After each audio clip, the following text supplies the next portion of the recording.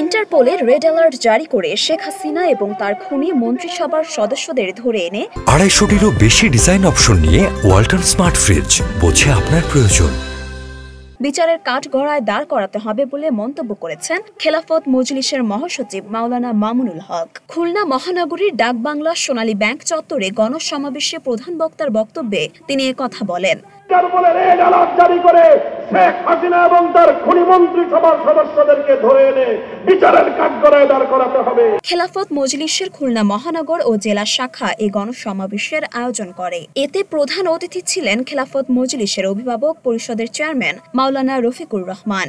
সমাবেশে মামুনুল হক বলেন, শেখ হাসিনার 50 বছরের রাজনীতি প্রতিশোধের রাজনীতি। এদেশের মানুষ যেন মাথা তুলে দাঁড়াতে না পারে সেই ব্যবস্থাই তিনি করেছেন। তিনি আরও বলেন, আসলে তাদের এত টাকার প্রয়োজন ছিল না, কিন্তু চুরি করেছে শুধু এই জন্য যেন বাংলাদেশ মাথা উঁচু করে দাঁড়াতে না পারে। বাংলাদেশকে আরেকটা দেশের অঙ্গরাজ্যে পরিণত করার চক্রান্ত করেছে তারা। দেশটাকে তালাবিহীন ঝুড়িতে পরিণত করেছে হাসিনা সরকার।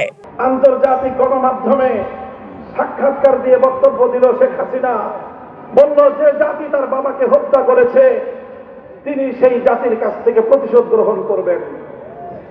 এটা ওপেন ঘোষণা। আজও মিডিয়া জগতে শেখ হাসিনার সেই ঘোষণা এখনো পর্যন্ত খুঁজে পাবেন। 1975 সাল থেকে 2024 সাল 15ই আগস্ট থেকে 5ই আগস্ট শেখ হাসিনার 50 বছরের রাজনীতি প্রতিশোধের রাজনীতি। বাংলাদেশের মানুষের কাছ থেকে তিনি প্রতিশোধ গ্রহণ করেছেন। এদেশের মানুষ যেন মাথা তুলে দাঁড়াতে না পারে সেই ব্যবস্থা তিনি করেছেন। দেশটা যেন একটা তালাবিহীন ঝুড়িতে রূপান্তরিত হয় সেই ব্যবস্থা তিনি করেছেন।